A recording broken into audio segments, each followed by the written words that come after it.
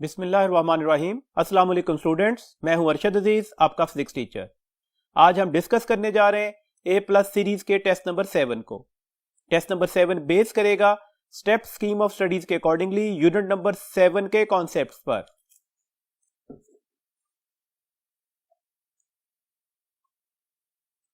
जी student, हमारे पास question number 86 है। A cable break if stretch by more than 2 millimetre, it is cut into two equal parts. How much either part can be stretched without breaking? देखिए हमारे पास यहां पर breaking stress का formula क्या होता है। ब्रेकिंग स्ट्रेस बराबर होगा जो ब्रेकिंग फोर्स लग रही है जिस पर वो केबल ब्रेक करेगी divided by the area. This means that ये केबल मैक्सिमम कितनी फोर्स विदाउट ब्रेकिंग बियर कर सकती है, that is equal to the breaking stress multiply by the area. यहां से क्लियर नजर आ रहा है कि ये सिर्फ किस पर डिपेंड कर रही है, एरिया पर। एरिया, रेडियस या डायमीटर को चेंज करने से तो ब्रेकिंग फोर्स पर फर्क पड़ सकता है, लेंथ को चेंज करने से ऐसा कुछ नहीं हो सकता। तो अभी भी कितनी एक्सटेंशन पर जाकर वो ब्रेक हो जाएगा, तो वो 2 मिलीमीटर ही रहेगी। तो डेट्स है हमारे पास जो करेक्ट ऑप्शन होगी वो होगी चार्ली। नेक्स्ट क्वेश्चन है जी हमारे पास 87। A maximum force of 10 Newton causes an extension of 0.5 meter in a wire. The energy stored in the wire is, तो energy stored, strain energy का फॉर्मूला क्या है? That is a half force into extension. Force कितनी लग रही है? 10 Newton. Extension कितनी है? 0.5 metre divided by 2। 2 5s are 10, 5 5s are 25 होते हैं। एक डेसिमल पॉइंट्स के बाद डेसिमल लगेगा तो आंसर क्या निकल आएगा? 2.5 जूल। तो करेक्ट ऑप्शन कौन सी होगी जी? अल्फा। नेक्स्ट क्वेश्चन है जी 88। When the shear stress and shear strain are involved then their ratio is called. Shear stress या शियर स्ट्रेन अगर इन्वॉल्व हो रहे होंगे तो ऑब्वियसली इन दोनों की रेशियो जो है वो किसके बराबर निकलेगी? That is the shear modulus के। तो that's the ratio of the shear stress to the shear strain is equal to the shear modulus, जिसे हम G से रिप्रेजेंटेशन देते हैं। तो दैट्स ए करेक्ट ऑप्शन क्या हो गई? चार्ली।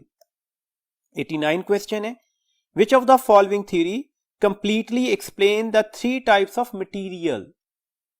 ऑप्शन अल्फा है Bohr model of electron distribution, option beta है रदरफोर्ड एटॉमिक मॉडल। तो ये एटॉमिक मॉडल्स हैं, आपको अच्छी तरह से पता है। चार्ली ऑप्शन है पॉलीज एक्सक्लूजन प्रिंसिपल, और डेल्टा ऑप्शन है energy band theory. Insulator, conductor, semiconductor को डिफरेंशिएट करने वाली थ्योरी या तो फ्री इलेक्ट्रॉन थ्योरी है या फिर हमारे पास एनर्जी बैंड थ्योरी है। और जब कंप्लीटली का वर्ड आ रहा है तो ऑब्वियसली ये एनर्जी बैंड थ्योरी ही होगी। तो कौन सी ऑप्शन ठीक हो गई? Energy band theory, and that option is the delta. Next question है हमारे पास question number 90। The material in which valence electrons are bound very tightly to their atoms and are not free are known as।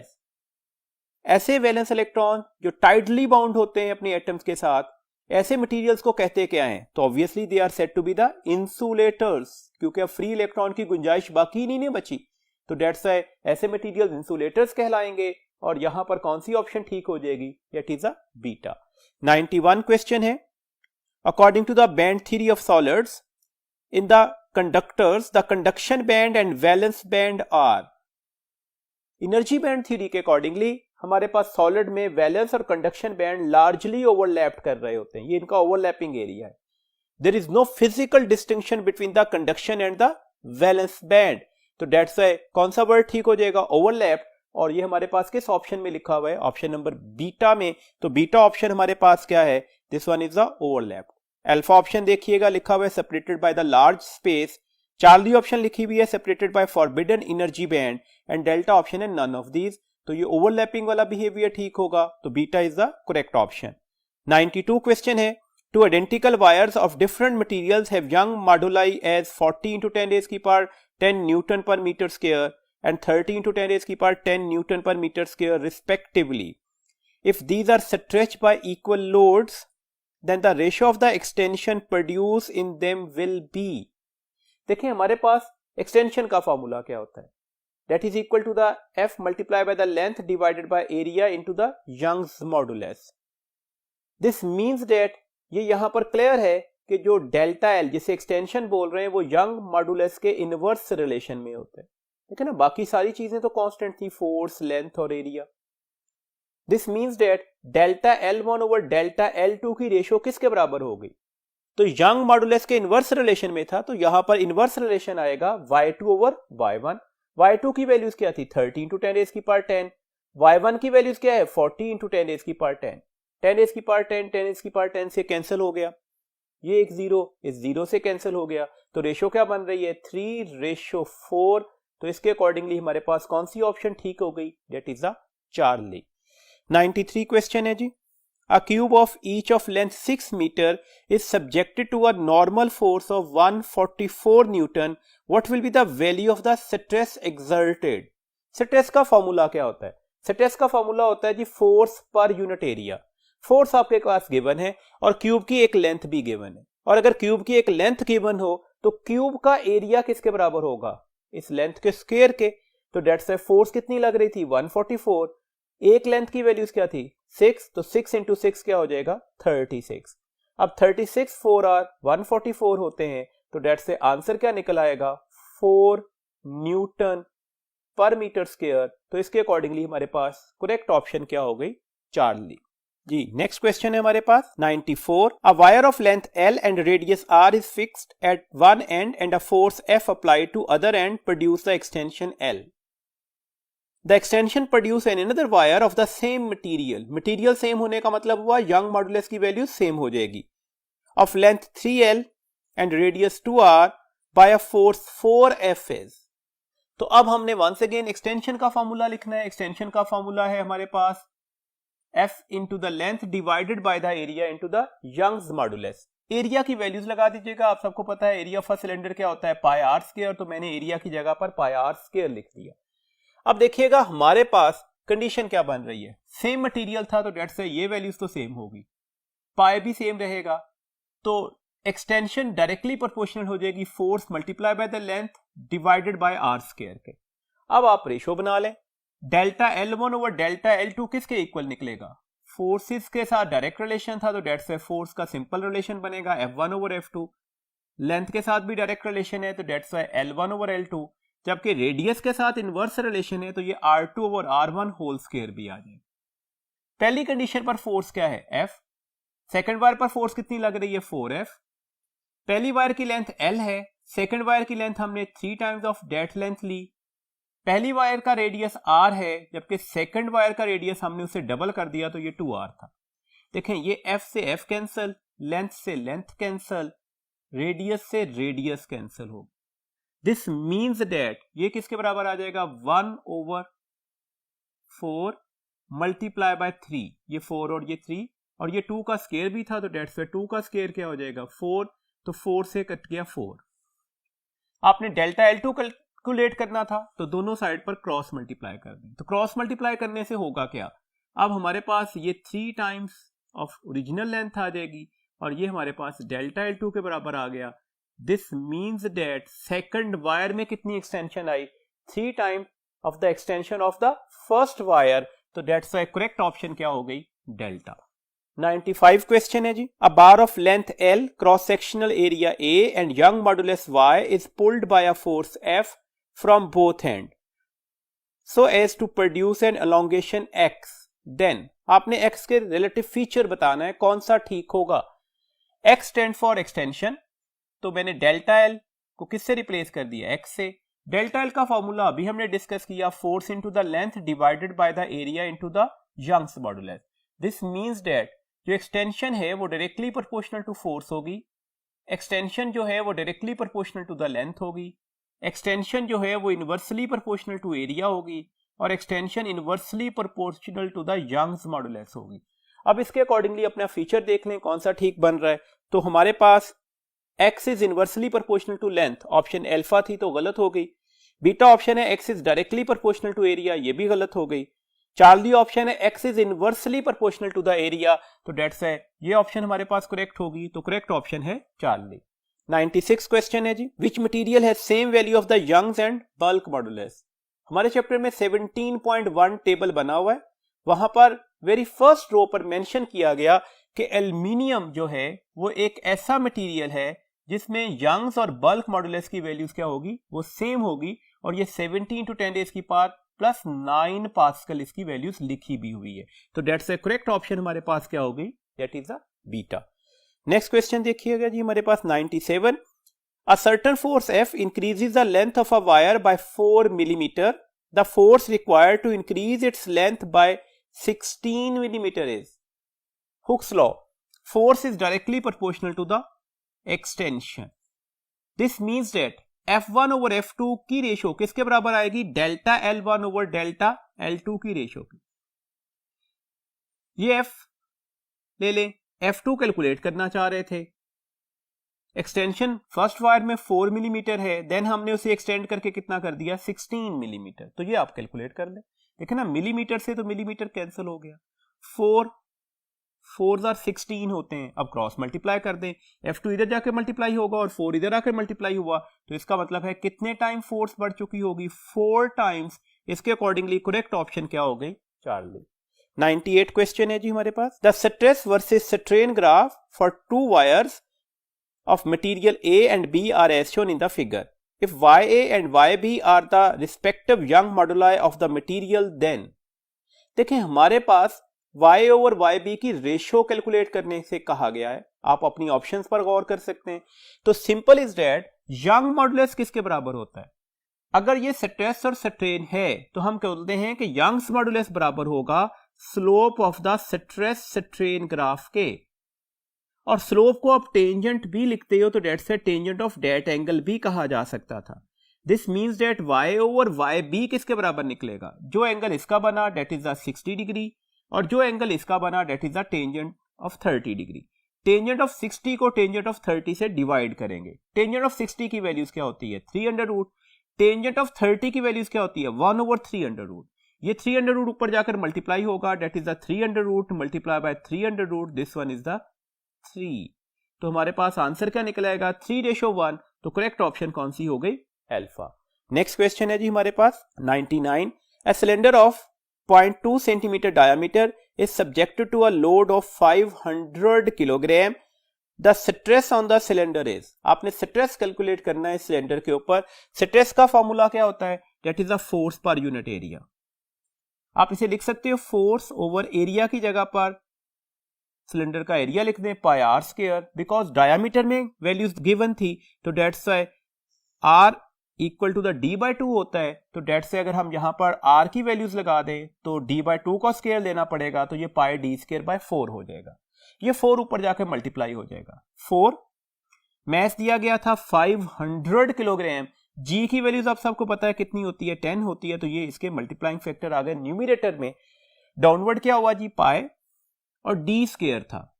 d क्या है, 0.2 centimetre, तो 0.2 into 10⁻⁻², और इसका whole square भी लेंगे। अब देखें अगर हम इसे मल्टीप्लाई करते हैं तो 4 5 और 20 हो गए, आगे 1 2 एंड 3 जीरोस लगा दिए, तो ये 20,000 निकल आया। डिवाइडेड बाय पाई 0.2 का स्क्वायर लेते हैं तो 2 2 और 4 होंगे ना, 2 डेसिमल पॉइंट्स के बाद डेसिमल लगेगा, तो ये 0.04 हो गया। और 10⁻⁻² का स्क्वायर क्या होता है, 10⁻⁻4। ये 10⁻⁻4 ऊपर जाकर 10⁻+4 हो गया। 1 2 3 4, ये 10⁻+4 ऑलरेडी अवेलेबल था, तो ये 10⁸ हो जाएगा, और ये 2 मल्टीप्लाई हो गया। डिवाइडेड बाय 0.4, अगर मैं इसे पॉइंट लिखना चाह रहा हूं 4, तो ऑब्वियसली ये 0.04 था ना, तो 0.4 तो नहीं लिखा जा सकता। साथ में मुझे क्या करना पड़ेगा, 10⁻⁻1 से मल्टीप्लाई भी करना पड़ेगा, और ये पाई एज इट इज आ गया यहां पर। अब देखिएगा ये 2 इससे कैंसिल हुआ 0.2 से, तो ये तो 0.2 इंटू पाई हो गया। ये 10⁻⁻1 ऊपर जाकर 10⁻+1 बनेगा, तो 10⁻+8 मल्टीप्लाई बाय 10⁻+1 कितने होते हैं, 10⁻+9। तो ये हमारे पास करेक्ट ऑप्शन में आएगा, तो डेट्स ए करेक्ट ऑप्शन है बीटा। नेक्स्ट क्वेश्चन है जी हमारे पास 100। The area method to find the energy in deform material is valid for. आपको पता है हम अगर फोर्स और एक्सटेंशन ग्राफ ड्रॉ करते हैं तो हमने कहा था इसका जो एरिया होगा वो वर्क डन के बराबर होता है, और यहीं से हमने सर्टेन एनर्जी कैलकुलेट की थी। क्वेश्चन है ये एरिया मेथड क्या स्पेसिफिक है, तो हमारी बुक में लिखा हुआ है ये area method quite general formula है। क्वाइट जनरल का मतलब क्या है, ये किसी भी शेप पर लग सकता है, राइट एंगल ट्राइंगल है या कोई इरेगुलर शेप है। सिमिलरली कहा गया कि ये both linear and non linear figures पर भी अप्लाई हो सकता है। तो डेट्स वाई अब हमारे पास करेक्ट ऑप्शन क्या होगी, चार्ली। चार्ली ऑप्शन क्या है जी, तो चार्ली ऑप्शन हमारे पास है both A and B, where A option क्या है, इलास्टिक रीजन, बीटा ऑप्शन क्या है, नॉन इलास्टिक रीजन। 101 क्वेश्चन है, if the tensile force is suddenly remove from a wire then its temperature will. अगर आप टेंसाइल फोर्स को रिमूव करते हो ना, तो ऑब्वियसली वहां पर क्या चीज प्रोड्यूस होगी, कंप्रेशन। और आप सबको पता है कंप्रेशन आ जाए तो टेम्परेचर क्या कर जाता है, राइज कर जाता है। तो टेम्परेचर क्या कर जाएगा, राइज कर जाएगा। तो कौन सी ऑप्शन ठीक होगी जी, चार्ली। चार्ली ऑप्शन हमारे पास क्या है, increases.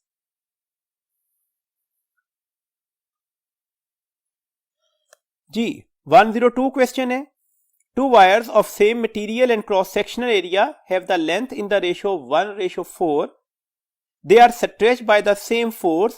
The ratio of the tension in them will be, the ratio of the tension, tension force ही को कहते हैं। तो कंडीशन ऑफ द क्वेश्चन क्या थी, सेम फोर्स है। तो अगर सेम फोर्स हो जाए तो इसका मतलब है फोर्सेस की रेशियो क्या होगी या टेंशंस की रेशियो क्या होगी, तो वो तो 1:1 ही होनी चाहिए। तो करेक्ट ऑप्शन क्या हो गई, अल्फा। नेक्स्ट क्वेश्चन है जी, which of the following is graph for a ductile substance. अब डक्टाइल सब्सटेंसेस क्या होते हैं, जो पहले तो इलास्टिक होंगे, फिर उसके बाद प्लास्टिक रीजन में जाएंगे, मतलब परमानेंटली डिफॉर्म्ड होंगे, और उसके बाद फ्रैक्चर्ड होंगे। ऐसे मटेरियल्स को हम डक्टाइल मटेरियल्स कहते हैं। और ये ग्राफ बेस्ट रिप्रेजेंटेशन कहां पर आ रहा है, अल्फा में। तो इसका मतलब है अल्फा ग्राफ जो होगा वो डक्टाइल मटेरियल के लिए होगा। अगर आप बीटा को फोकस कर रहे हैं तो बीटा ब्रिटल सब्सटेंसेस का ग्राफ है। चार्ली जो ग्राफ है वो पॉलीमर्स का ग्राफ होगा। तो इस वक्त हमने डक्टाइल मटेरियल्स को फाइंड आउट करना था, तो इसके मुताबिक हमारे पास रिलेटिव ऑप्शंस जो होगी वो होगी जी अल्फा। 104 क्वेश्चन है, a wire subject to increasing tension extend as shown in the figure below. What is the work done on the wire in extended it by 5 millimetre. Graph बना हुआ है, कौन सा ग्राफ है, फोर्स एक्सटेंशन ग्राफ। देखे ना, tension का मतलब अभी मैंने बोला फोर्स ही होती है, और फोर्स एक्सटेंशन ग्राफ में आप कैलकुलेट क्या करना चाह रहे हैं, वर्क डन। और अगर वर्क डन कैलकुलेट करना चाह रहे हैं तो ऑटोमेटिकली हमें क्या करना पड़ेगा, इसका एरिया लेना होगा, और ये हमारे पास half F into the delta L के बराबर आएगा। अब फोर्स की वैल्यूज गिवन है 60 डिवाइडेड बाय 2, और एक्सटेंशन की वैल्यूज हमारे पास मार्क करके दे देगी 5 मिलीमीटर। तो मैंने 5 इंटू 10⁻³ लिख दिया, मिली का मैंने प्रीफिक्स यूज कर लिया। ये इससे कैंसिल हो जाएगा, डेट इज 30। तो 30 इंटू 5 इंटू 10⁻³ 30 मल्टीप्लाई बाय 5 कितने होते हैं, 150 इंटू 10⁻³ और अगर मैं 10⁻³ से इसे मल्टीप्लाई करूंगा तो ऑब्वियसली ये 0.150 निकल आएगा। वर्क डन कैलकुलेट करना था तो यूनिट्स जूल हो जाएंगे, तो ये आपके पास करेक्ट ऑप्शन होगी। देखे ना, अगर आप अपनी फिगर पर फोकस कर रहे हो ना, तो ये फिगर एक राइट एंगल ट्राइंगल की शक्ल में निकलेगी। तो डेट से यहां पर हमने एरिया कौन सा लिखा, जो राइट एंगल ट्राइंगल का एरिया होगा half base into the height. तो इसके अकॉर्डिंगली हमारे पास करेक्ट ऑप्शन बन रही है डेल्टा। 105 क्वेश्चन है, the unit of area under stress strain graph is. अगर आप स्ट्रेस स्ट्रेन ग्राफ की बात करें तो स्ट्रेस और स्ट्रेन में इलास्टिक लिमिट की रीजन में कौन सा रिलेशन होता है, डायरेक्ट रिलेशन होता है। तो डेट्स है ये भी एक स्ट्रेट लाइन की शक्ल में ग्राफ आएगा। और अगर आप एक स्ट्रेट लाइन ग्राफ ड्रॉ कर रहे हैं तो ऑब्वियसली यहां पर इसका एरिया क्या बनेगा, एक राइट एंगल ट्राइंगल की शक्ल में। तो डेट्स है इसका एरिया किसके बराबर निकलेगा, half base into the height. तो डेट्स है half stress into the strain. अब ये क्वांटिटी किसके बराबर होगी, ये क्वांटिटी एक्चुअली एनर्जी डेंसिटी कहलाती है। तो डेट्स है energy density, energy per unit volume. Energy का यूनिट क्या हुआ, जूल। वॉल्यूम का यूनिट क्या हुआ, मीटर क्यूब। और पर यूनिट वॉल्यूम था तो डेट्स है पर मीटर क्यूब। तो ये इसके यूनिट्स हो गए। आपको अच्छी तरह से पता है एनर्जी डेंसिटी के यूनिट सेम एज प्रेशर भी होते हैं। एनर्जी डेंसिटी, स्ट्रेस, प्रेशर और all kind of elastic modulus के यूनिट सेम होते हैं। तो डेट से आप इसे पास्कल या न्यूटन पर मीटर स्क्वायर भी कह सकते हो। तो कौन सी ऑप्शन ठीक हो गई जी, डेल्टा। तो डेल्टा ऑप्शन हमारे पास क्या है, both A and C. Question number 106 है, for a ductile substance option alpha है, it has elastic as well as plastic region. बिल्कुल ठीक हुआ। डक्टाइल सब्सटेंसेस में इलास्टिक रीजन भी होता है, प्लास्टिक रीजन भी होता है। बीटा ऑप्शन है it does not break just after the elastic limit, ये भी ठीक हो गया। डक्टाइल सब्सटेंसेस जो हैं वो इलास्टिक लिमिट के फौरन बाद ब्रेक नहीं हो जाते, ब्रेक होने से पहले वो प्लास्टिक बिहेवियर में जरूर जाते हैं। चार्ली ऑप्शन है it only has elastic region and break after it, तो ये गलत हो गया, ये ब्रिटल सब्सटेंसेस की प्रॉपर्टी है। तो इसके अकॉर्डिंगली हमारे पास कौन सी ऑप्शन ठीक हो गई, both alpha and beta, and that is the delta option, both alpha and beta. जी नेक्स्ट क्वेश्चन है हमारे पास 107, if the work done in stretching a wire by 1 millimeter is 4 joule, the work necessary for stretching another wire of the same material but double the radius and half the length by 1 millimeter। देखें same material मतलब clear हुआ, Young's modulus या elastic modulus की values दोनों wires के लिए same होगी, दोनों को 1 मिलीमीटर तक एक्सटेंड कर रहे हैं, तो इसका मतलब है डेल्टा एल की वैल्यूज भी क्या होगी, वो सेम ही होगी। अब देखिएगा हम यहां पर स्ट्रेन एनर्जी या वर्क डन का फॉर्मूला लिखते हैं, तो वर्क डन का फॉर्मूला किसके बराबर आ जाएगा, that is the half elastic modulus area delta L square divided by the original length. अब देखें हमारे पास एरिया को अगर हम पाई आर स्क्वायर की टर्म में लिख लें तो ये फॉर्मूला ऐसे भी लिखा जा सकता था। अब आपको नजर आ रहा है elastic modulus pi two delta L, ये तो कांस्टेंट है, इसका मतलब है जो वर्क डन होगा वो डायरेक्टली प्रोपोर्शनल निकलेगा R square over original length, variable यही है ना, तो इसी के अकॉर्डिंगली कैलकुलेशंस कर लेते हैं। This means that u1 over u2 किसके बराबर आ जाएगा, r1 over r2 whole square multiply by, इसके साथ इनवर्स रिलेशन था ना, तो L2 ओवर L1। अब कंडीशन ऑफ द क्वेश्चन लगा दें, R1 R2 सेकंड वायर की रेडियस पहले से डबल कर दिया तो मैंने 2R1 लिख दिया, इसका स्क्वायर भी लेना था, मल्टीप्लाई बाय सेकंड वायर की लेंथ को हाफ किया था तो ये L/2 लिख दिया और ये L लिख दिया। देखिए R1 से R1 और L से L कैंसिल हो गया। अब ये 1/2 का स्क्वायर है ना, तो ये 1/4 हो जाएगा, और ये L/2 भी डाउनवर्ड डिनोमिनेटर में आएगा तो ये 2 भी साथ में 4 से मल्टीप्लाई हो गया। U1 की वैल्यूज आपको दी गई थी, date is the 4 joule. U2 आप कैलकुलेट करना चाह रहे थे, आप क्रॉस मल्टीप्लाई कर दें, तो U2 की वैल्यूज किसके बराबर आ जाएगी, सेकंड वर्क डन या सेकंड एनर्जी की वैल्यूज किसके बराबर आ जाएगी, 4 2s are 8 और 8 किससे मल्टीप्लाई होगा, 4 से, तो डेट इज द 32 जूल। तो इसके अकॉर्डिंगली हमारे पास करेक्ट ऑप्शन कौन सी हो गई, that is the delta. 108 question है जी, the energy stored per unit volume of a strained wire is, Y is the Young's modulus of the material of the wire is. Energy stored per unit volume की बात की जा रही है। Energy stored per unit volume का formula क्या होता है, हाफ स्ट्रेस इनटू स्ट्रेन। अब ये तो ऑप्शन में नहीं है, तो अगर मैं यहां पर स्ट्रेस की वैल्यूज लगा दूं, स्ट्रेस की वैल्यूज कैसे लगाई जाएगी, देखें यंग्स मॉडुलस किसके बराबर होता है, स्ट्रेस ओवर स्ट्रेन के, तो स्ट्रेस किसके बराबर निकल आएगा, young modulus multiply by strain, तो मैंने स्ट्रेस की जगह पर स्ट्रेस की वैल्यूज अप्लाई कर दी। अब देखें स्ट्रेन और स्ट्रेन मल्टीप्लाई होकर स्ट्रेन का स्क्वायर हो जाएगा, और हाफ इंटू यंग मॉडुलस इसके साथ मल्टीप्लाई हो रहा है, तो इसके अकॉर्डिंगली हमारे पास करेक्ट ऑप्शन क्या बन रही है, that is the Charlie. 109 question है, which of the following is relation for shear modulus. Shear modulus का आपने एग्जैक्ट रिलेशन देखना है। देखें हमारे पास शियर मॉडुलस को हम G से रिप्रेजेंटेशन देते हैं, तो shear stress over shear strain, यही फॉर्मूला लिखेंगे। आप इस फॉर्मूला को थोड़ा रिमोल्ड करके ऐसे भी लिख सकते हैं, जबकि शियर स्ट्रेन को हम टेंजेंट ऑफ थीटा से भी एक्सप्रेस करते हैं, तो फॉर्मूला ऐसे भी हो जाएगा। और for very small value of theta के लिए टेंजेंट थीटा और थीटा आपस में बराबर होते हैं, तो ये फॉर्मूला ऐसे भी लिखा जा सकता है। दिस मींस दैट ये सारे ठीक फॉर्मूलाज लिखे हुए हैं, तो all of these correct option हो गई, and that is the delta. Next question देखिएगा 110, a 0.8 metre long copper wire is subjected to stretching force and its length increases by 40 centimetre, percentage elongation which the wire undergo is. अब आपने percentage elongation calculate करनी है। Percentage elongation का formula क्या होता है, that is the strain multiply by 100। आप इसे delta L over L into 100 भी लिख सकते हो। डेल्टा एल की वैल्यूज दी गई 40 सेंटीमीटर और एल आपके पास 0.8 मीटर है, इसको आपने 100 से मल्टीप्लाई भी करना होगा। 40 इंटू 10 इज की पावर -2 और 8 इंटू 10 इज की पावर -1। मैंने 0.8 को फर्दर सिंप्लीफाई कर दिया। 8 5s are 40, और ये 10 रेज़ की पावर -2 100 से कैंसिल हो जाएगा। इसका मतलब है आंसर कितना निकला, ये 5 और ये 10 रेज़ की पावर -1 ऊपर जाकर 10 रेज़ की पावर +1 में कन्वर्ट हुआ, तो डेट से आंसर 50% हो गया। तो करेक्ट ऑप्शन हमारे पास हो गई अल्फा। जी नेक्स्ट क्वेश्चन है जी, two identical wires of copper and steel are joined end to end and a force is applied on them so that the combined length increase by 1 centimeter in both the wires. There will be, देखिए identical wires है ना, तो इनका length भी same होगी, इनका area भी same होगा। जब आप इस पर फोर्स अप्लाई कर रहे हो तो फोर्स की वैल्यूज भी क्या होगी, वो सेम ही होगी। तो डेट्स वाई स्ट्रेस में तो चेंज नहीं आने वाला। Stress is force per unit area, ये भी सेम है, ये भी सेम है, तो स्ट्रेस तो सेम रहेगा। स्ट्रेन किसके बराबर होता है, stress over Young's modulus. Stress same है, क्या यंग मॉडुलस भी सेम है? कतई नहीं।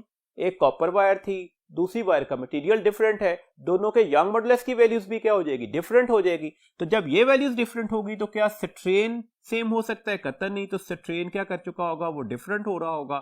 तो डेट्स वाई इसके अकॉर्डिंगली हमारे पास कौन सी ऑप्शन ठीक हो गई, डेल्टा। डेल्टा ऑप्शन एक बार मैं पढ़ देता हूं जी।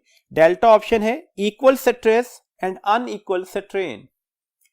112 क्वेश्चन है, a wire of length L and cross sectional area A is made of a material of Young's modulus Y। If the wire is stretched by an amount X, the work done is.